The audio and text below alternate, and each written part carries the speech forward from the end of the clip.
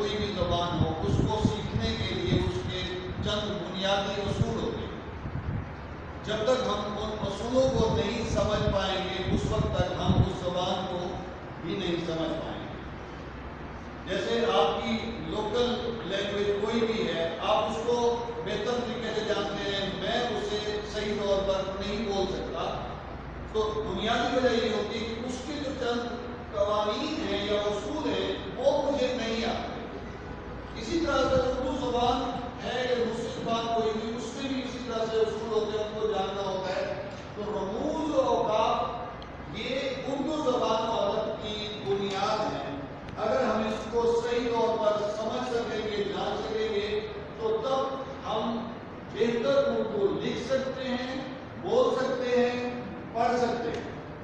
تو اس لیے آج کا جو لیکچر ہے میں اسی حوالے سے آپ لوگوں سے شیئر کرنا چاہتا ہوں کہ رموز و اوقاف میں ہے کیا چیز۔ بنیادی طور پر اس نشست میں جو ہم چاہتے ہیں کہ آپ لوگ اس قابل ہو جائیں کہ رموز و اوقاف کے معنی سمجھ سکیں، ان کا بہتر استعمال سمجھ سکیں، اور ان کی بنیاد پر آپ بہترین طریقے سے اردو لکھ سکیں اور بول سکیں۔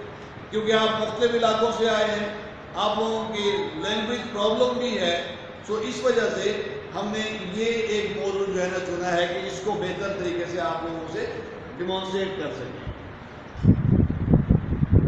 اس سے پیش کر آپ لوگ آگاہ ہوں گے کہ رموز کس کی جمع ہے، اوقاف کی جمع کیا ہے۔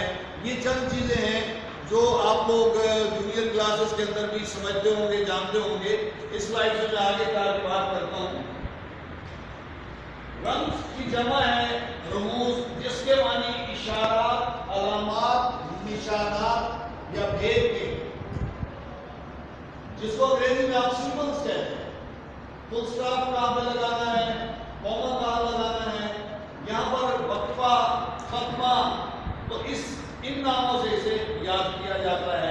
اور جب تک ہمیں یہ نہیں آئیں گے تو ہماری اردو کے اندر وہ تسلسل نہیں آئے گا، اور نہ ہی جہاں توقف کرنا ہے وہاں وقفہ صحیح طور پر ہم بتا سکتے ہیں۔ وقت کی جمع جس کے معنی ٹھہراؤ، کھڑا ہونا، رکنا، ٹھہرنا، یعنی عبارت میں مفہوم کی وضاحت کے لیے مناسب جگہ پر رکنا ہے، وقفہ کرنا ہے، ٹھہراؤ ہے۔ اب یہ تمام علامات استعمال ہی اس لیے ہوتی ہیں کہ ہم گفتگو کرتے ہوئے کس جگہ پر رکیں گے اور کتنا رکیں گے۔ ختمہ کا مطلب یہ ہوگا کہ جو بات ہم کر رہے ہیں اس کو ہم نے مکمل کر دیا، اب اس کے بعد اگر بات کریں گے تو نئی بات کریں گے۔ وقفہ ہے تو ہم بات کرتے کرتے تھوڑا سے دیر کے لیے رکتے ہیں اور پھر ہم اس کو آگے جاری رکھتے ہیں۔ تو یہ اس کا ایک طریقہ کار ہے۔ اس کے بعد رموز کے لفظی معنی کیا ہے؟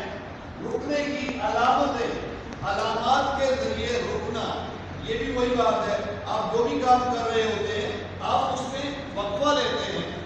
آپ یہ کلاس آپ کی ہو رہی ہے، اس میں ایک بریک دی جاتی ہے آپ کو، صرف اس چیز لیے کہ آپ اگلے کام کے لیے تیار ہو سکے۔ تو یہ بھی بالکل ایسے ہی ہے کہ ہم بات کر رہے ہوتے ہیں تو بات کرتے کرتے ہم نے وہاں پہ رکنا ہے تاکہ اگلا جملہ اس کو بہتر طریقے سے ہم پیش کر سکیں، بات کر سکیں، ہماری بات میں وزن ہو، تسلسل ہو۔ سو یہ تمام چیزیں اس کے لیے استعمال کی جاتی ہیں۔ سمجھ آ گئی جی؟ اس سے آگے پھر یہ ہے کہ بلال صاحب آپ کو